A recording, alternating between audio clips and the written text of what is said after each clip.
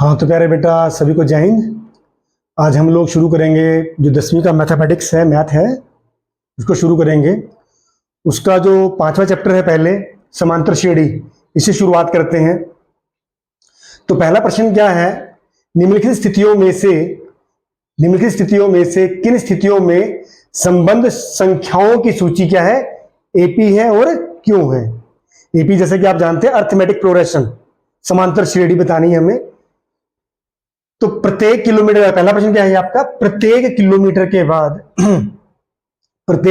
के बाद टैक्सी का किराया, जबकि प्रथम किलोमीटर के लिए किराया कितना है, 15 रुपए है, और प्रत्येक किलोमीटर के लिए किराया कितना है, 8 रुपए है। हाँ तो मेरे बेटे क्या प्रश्न क्या है, क्या कहना चाह रहा है, प्रत्येक किलोमीटर के बाद टैक्सी किराया। मान लीजिए आप किसी टैक्सी में जाते हैं तो कहता है जी यार 1 किलोमीटर जाओगे तो 15 रुपए लगेंगे।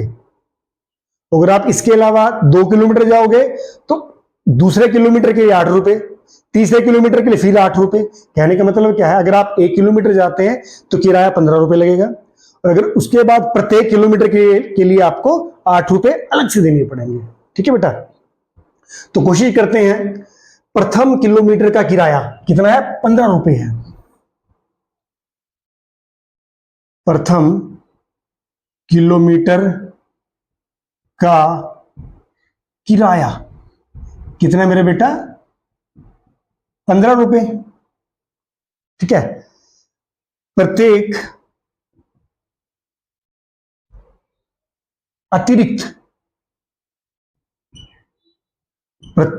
अतिरिक्त किलोमीटर का किराया कितना है बेटे, आपका 8 रुपए। आपको प्रत्येक किलोमीटर के लिए अलग से 8 रुपए देने पड़ेंगे। ठीक है बेटा, उम्मीद आपको समझ में आया होगा। तो श्रेणी क्या बनेगी, श्रृंखला क्या बनेगी आपकी, ये श्रृंखला क्या बन जाएगी आपकी, ये श्रृंखला बनाते हैं। पहले कितने बन गए आपका, 15। दूसरे किलोमीटर के लिए 15 तो ये देने पड़ेंगे प्लस 8 और देने पड़ेंगे। ठीक है बेटा, अगर आप तीसरा किलोमीटर भी जाते हैं, 15 जमा 8 पहले से ही है, इसमें 8 और जोड़ लीजिए। इसके बाद आगे फिर जाते हैं तो ये तो पहले से ही है, 15 जमा 8 कितना हो जाएगा, 8 और जोड़ लीजिए। ठीक है, ऐसे ही चलता रहेगा। तो क्या बन जाएगा ये, 15 और 8 कितना बन गया, 23। 15 और 8 23 और 8 कितना बन जाएगा, ये 31। ठीक है बेटे, 15 और 8 23, 15 और 8 23, 23 और 8 31 और 8 39, कितना बन जाएगा, ये 39 बन जाएगा। ठीक है बेटे, अब देखिए, अब कैसे बताएंगे कि ये एपी है या नहीं है। देखिए, जैसे ये पहली संख्या ये ए है या A1 कह लीजिए, ये क्या है आपकी A2 है, ये क्या है आपकी A3 है, ये क्या है आपकी A4 है। आ रहा है बेटा समझ में। अब देखिए, अब आपको अंतर निकालना है, डिफरेंस निकालना है। जैसे मैं निकालता हूं यहां पे डी निकाला मैंने, D1 ले लीजिए इसको।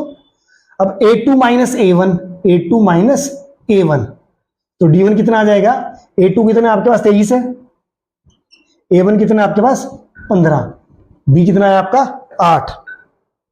ऐसे ही आप D2 निकाल लीजिए, D2 निकालना, D2 कैसे निकाल लेंगे, A3 माइनस A2, जस्ट जिस संख्या से पहली वाली संख्या को घटानी है। तो D2 कितना आ जाएगा आपका, A3 कितना आपका 31 में 23 जाएंगे आपके, कितना आ जाएगा ये 8। अगर आप D3 निकालते हैं, D3 निकाल लीजिए, क्या हो जाएगा, A4 माइनस A3, तो D3 कितना आ जाएगा, A4 कितना है आपका 39, A3 कितना है आपका 31, ये कितना आ जाएगा 8। देखिए, D1 कितना है 8, D2 कितना है 8, D3 कितना है 8। ठीक है, तो क्या है, प्रत्येक अवस्था में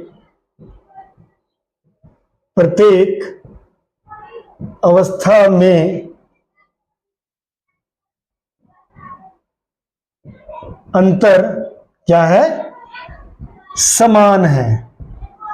ठीक है, प्रत्येक अवस्था में अंतर क्या है, समान है। अंतर मतलब डी डिफरेंस क्या है, समान है। प्रत्येक अवस्था में अंतर समान है, इसलिए यह एक एपी है। ठीक है बेटा, उम्मीद है बेटा आपको समझ में आया होगा। Thank you. हाँ तो बेटा जो पहले प्रश्न का जो दूसरा भाग है, किसी बेलन में उपस्थित हवा की मात्रा। कोई बेलन जैसी कोई चीज है, उसमें हवा है, ठीक है, कहते जबकि वायु निकालने वाला पंप, अब उस बेलन में से हवा निकालने वाला एक पंप है, प्रत्येक बार बेलन की हवा का मतलब 1 बारी में 1/4 भाग निकाल देता है, फिर कुछ भाग बच जाता है, उसके 1/4 भाग निकाल देता है, कुछ भाग बचता है, फिर उसके 1/4 भाग निकाल देता है, ठीक है। तो आपको बताना है कि ये एपी है या नहीं है, ठीक है।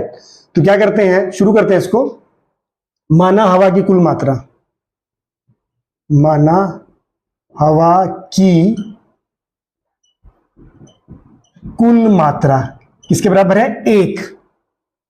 आपने मान लिया माना हवा की कुल मात्रा कितनी है, 1। तो 1 क्या है आपका, ये A1 हो गया। A1 क्या है आपका, 1 आ गया है, ठीक है। अब इसमें से 1 में से 1/4 भाग हवा निकाल ली जाती है। हवा निकाली, कितनी हवा निकाली इसमें से, 1/4। तो 1 में से 1/4 निकल चुका है, तो निकाल दीजिए। तो आपका क्या आ जाएगा, A2 आ जाएगा। 1 में से क्या घटाएंगे, 1/4, ठीक है बेटा। 1 नीचे आ जाएगा, 4 आपका एलसीएम आ गया, ठीक है। नीचे वाले से डिवाइड करते हैं, आंसर को ऊपर वाले से भाग। जैसे 4 को 1 से भाग करेंगे, 1 चौके 4, 4 आ गया आपका। जो 4 आया इसको 1 से मल्टीप्लाई, 4 एकम 4। 4 को 4 से भाग करेंगे, 1, 1 एकम 1। तो 4 में से गया कितना आ गया, 3/4, ठीक है बेटे। A1 आपका 1 है, A2 कितना आ गया आपका, 3/4, ठीक है। अब इसमें से क्या किया, हवा कितनी निकालेंगे, 3/4 में से हवा कितनी निकाली है, हवा निकाली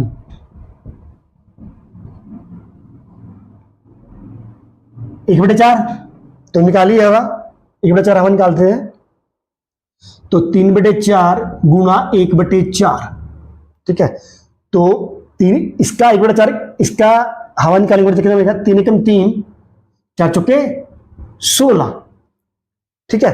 तो अब इतनी हवा और निकल चुकी है, जो 3/4 हवा बची थी ना, इसमें से 1/4 भाग और निकलेगा, तो कितना भाग निकलेगा, 3/16। तो शेष कितना बचेगा, A3 आ जाएगा आपका। A3 निकालिए। हाँ जी, तो हवा A2 था आपके पास 3/4, इसमें से 3/16 निकल चुकी है हवा, ठीक है। तो 4 और 16 का बेटे एलसीएम लेते हैं। क्या लेते हैं, 4 और 16 का एलसीएम। ये 4 और ये 16 उधर ले लेते हैं, 4 और 16 का एलसीएम। 4 और 16, 4 पे क्या, 4 के 4, 4 चुके 16, तो 4 गुना 4, 4 चुके 16। 16 क्या आ जाएगा बेटे आपके, ये एलसीएम आ जाएगा। तो नीचे वाले से भाग करते हैं, 16 को 4 से भाग करेंगे, 4 चुके 16, तो 4 आ गया आपका ये। तो इस 4 को 3 से मल्टीप्लाई करेंगे, 4 तिये 12, माइनस, अब 16 को 16 से भाग करेंगे, 1, 1 तिये 3, 12 में 3 गए 9, 9/16। अब A3 कितना गया बेटे आपका, A3 आ चुका है आपका 9/16। देखिए A1 आ गया आपका, यहां आपका A2 आ गया था आपका, ठीक है। यह आपका A3 आ चुका है, ठीक है। A4 भी निकाल लेंगे। अब जो ये हवा बची है 9/16, इसमें से कितनी हवा निकाली है, अब हवा निकाली, अब कितनी हवा निकाल लेंगे, अब हवा निकाली 1/4 निकाल लेंगे, तो कुल हवा कितनी निकलेगी, 9/16 का 1/4 करेंगे, तो 9 एकम 9, 16 चौके 64। अरे बेटे समझ में, अब इतनी हवा फिर निकल चुकी है, तो A4 आ जाएगा आपका। A3 कितना आपका 9/16, ये हवा निकल चुकी है आपकी, माइनस 9/64। एलसीएम लेंगे, 64 आ जाएगा, ठीक है।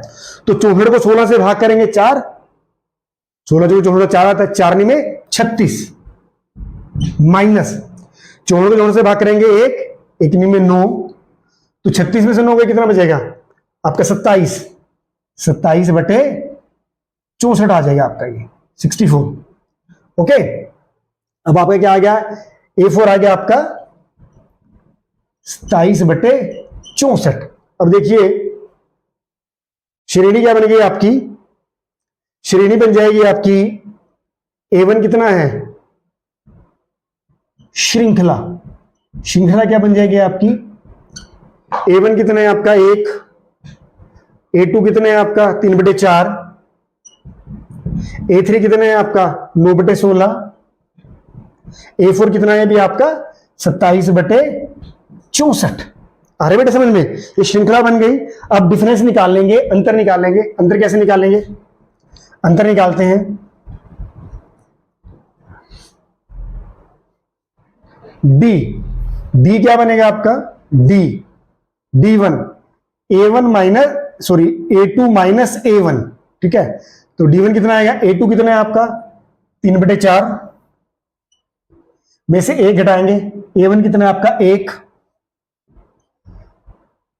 माइनस किया, 4 LCM आ गया, 4 को 4 से भाग करेंगे 1 3, 4 को 1 से डिवाइड करेंगे 4 आएगा, 4 एकम 4, कितना है आपका ये जमा के 3 है और जमा के 3 माइनस के 4, माइनस का बड़ा है, माइनस का 1 फालतू है, माइनस के बड़ा 4 आ गया डी, दिख रहा है, जमा के 3 है घटा के 4 है, घटा का 1 फालतू है।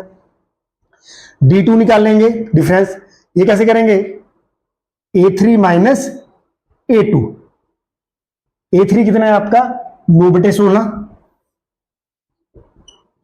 A2 कितना है आपका 3/4, ठीक है बेटे। 16 LCM आ जाएगा, 16 को 16 से भाग किया 1 9 में 9, 16 को 4 से भाग करेंगे, 4 चुके 16, 4 है, 4 3 12। अब देखिए जमा के 9 है घटा के -2 है, माइनस का बड़ा है, कितने फालतू है, माइनस के 3 फालतू है, ठीक है।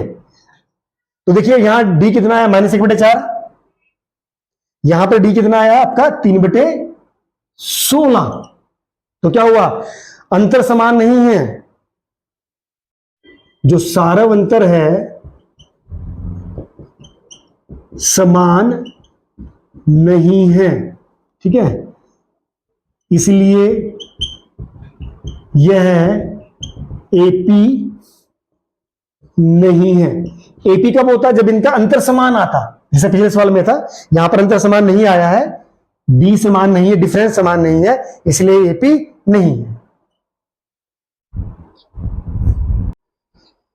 हाँ तो बेटा प्रश्न नंबर 3 है, प्रत्येक मीटर की खुदाई के बाद एक कुआं खोदने में आई लागत, अब एक कुआं खोदना है, प्रत्येक मीटर खुदाई के बाद एक कुआं खोदने में आई लागत, लागत मतलब खर्चा, जबकि प्रथम मीटर की खुदाई की लागत कितनी है 150 रुपए है, बाद में प्रत्येक खुदाई की लागत कितनी है 50 रुपए बढ़ती जाती है, ठीक है। तो इसको हल करते हैं, तो प्रथम मीटर की खुदाई कितनी है, प्रथम मीटर की खुदाई की लागत कितनी है बेटे 150 रुपए, ठीक है। तो दूसरे मीटर कितनी आ जाएगी आपके, दूसरे मीटर की खुदाई की लागत कितनी हो जाएगी बेटे आपकी 150 पहले मीटर की थी, ठीक है, 50 रुपए बढ़ जाती है प्रत्येक बार में, कितनी होगी ₹200। ऐसे ही तीसरे मीटर की खुदाई की लागत कितनी हो जाएगी आपकी 200 लग चुके हैं, 50 रुपए फिर बढ़ जाते हैं, तो कितने हो जाएंगे ये 250 रुपए। ऐसी चौथे मीटर की लगा लीजिए, खर्चा कितना आएगा आपका, 3 मीटर तो 250 हो चुका है, 50 और बढ़ जाएगा, कितना हो जाएगा बेटे ये 300 रुपए हो जाएगा, ठीक है बेटे, समझ में आ रहा होगा आपको। तो श्रृंखला क्या बन जाएगी आपकी, श्रृंखला बन जाएगी बेटे आपकी 150 200 250 300। अरे बेटा समझ में, ठीक है, आगे चलता रहेगा। अभी श्रृंखला बन गई, ये आपकी A1 है, A2 A3 और ये आपका A4, ओके। अब इनका अंतर निकाल लीजिए, डी निकाल लीजिए, D1 निकाल लीजिए। D1 क्या होता है आपका A2 minus A1, A2 minus A1, तो D1 A2 कितना है आपका 200 है, A1 कितना है आपका 150, तो D कितना है आपका 50। ऐसी D2 निकाल लीजिए। D2 कैसे निकाल लेंगे, A3 माइनस A2, ठीक है। A3 कितना है आपका 250, A2 कितना है आपका 200, अंतर कितना आएगा आपको 50 आ जाएगा। ऐसे D3 निकाल लीजिए। D3 कैसे निकाल लेंगे, आपका A4 माइनस A3, A4 कितना है आपका 300, A2 कितना है आपका सॉरी A4 कितना है आपका 300, A3 कितना है आपका 250, तो D3 कितना है आपका 50। तो क्या है, प्रत्येक अवस्था में जो अंतर क्या है, समान है, इसलिए क्या है ये एपी सीरीज है। तो क्या हो जाएगा, जो सारावंतर है, सारावंतर क्या है D, सारावंतर क्या है, समान है, सारावंतर समान है, इसलिए यह एक एपी है। ठीक है बेटा, मेरे समझ में आ गया होगा आपको। हाँ तो बेटा इस पहले प्रश्न का चौथा भाग है, खाते में प्रत्येक वर्ष का मिश्र धन, खाते में प्रत्येक वर्ष का मिश्र धन जबकि 10,000 रुपए की राशि का 8% वार्षिक की दर से चक्रवृद्धि ब्याज पर जमा की जाती है। बेटे चक्रवृद्धि ब्याज क्या होता है, जब ब्याज के ऊपर भी आपको ब्याज देना पड़ता है ना, उसको बोलते हैं चक्रवृद्धि ब्याज। ठीक है, तो पहले वर्ष के लिए राशि कितनी है, पहले वर्ष के लिए राशि कितना अमाउंट है, पहले वर्ष के लिए 10,000 रुपए है। ठीक है, तो ब्याज निकाल लेंगे। ब्याज कैसे निकालते हैं, ब्याज निकालते हैं मूलधन गुणा दर गुणा समय बटे में 100। तो पहले वर्ष के लिए ब्याज निकालने कितना हो जाएगा, मूलधन कितना है 10,000 रुपए है, समय 1 वर्ष है, सॉरी दर कितनी है 8% और समय कितना है 1 वर्ष, बटे में 100, 20 कट गया, ये आ गया 800 आ गया। ठीक है, तो पहले वर्ष का ब्याज कितना आया 800 रुपए। तो मिश्रधन निकालेंगे। मिश्रधन क्या होता है, मूलधन जमा ब्याज। तो मिश्रधन कितना हो जाएगा दूसरे वर्ष के लिए, मूलधन था 10,000 रुपए, ब्याज कितना हो गया 800 रुपए, तो हो गया 10,800 रुपए। ठीक है, अब जो ये मिश्रधन है, ये जो मिश्रधन है दूसरे वर्ष के लिए मूलधन बन गया। ठीक है ना, तो दूसरे वर्ष के लिए मूलधन कितना हो गया, दूसरे वर्ष के लिए मूलधन कितना हो गया आपका 10,800 रुपए।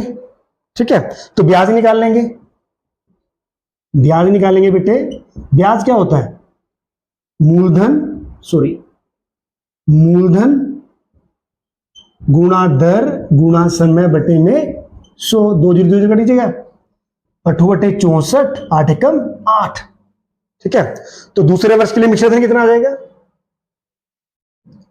मिश्रधन मूलधन जमा ब्याज, मूलधन कितना था 10,800 रुपए दूसरे साल के लिए, और ब्याज कितना हो गया ये 864 रुपए। जोड़ दीजिए कितना मिश्रधन आ जाएगा ये, तो 10, 800, 864, 4, 6, 8, 8, 16, 1, 1, 11,664 रुपए, 11,664 रुपए। ठीक है, तो श्रृंखला बना लीजिए अपनी, श्रृंखला बनाएंगे। A1 कितना है आपका 10,000 रुपए। ठीक है, इसको इरेज कर दीजिए। A1 आपका 10,000 हो गया, A2 कितना है आपका, A2 हो जाएगा आपका 10,800, A3 कितना हो जाएगा 11,664 रुपए। ठीक है बेटे, तो D निकाल लीजिए, D1 A1 minus A2 minus A1, तो A2 कितना है आपका 10,800 माइनस 10,000 कितना आ जाएगा आपका 800 आ जाएगा। ठीक है, ऐसे D2 निकाल लीजिए, A3 A3 माइनस A2, तो D2 कितना आ जाएगा, A3 कितना आपका 11,664 माइनस A2 कितना है 10,000 आपका 800, माइनस करेंगे कितना आएगा आपका D2, 11,664 में से 10,800 घटाएंगे, 4 6 16 में से 8 गए 8, ठीक है, इधर से हासिल 16 में से 8 गया 8, यहां गया 0, ठीक है, 864 रुपए जाएगा आपका ये, ठीक है। तो यहां पर D2 कितना आएगा आपका 864 रुपए।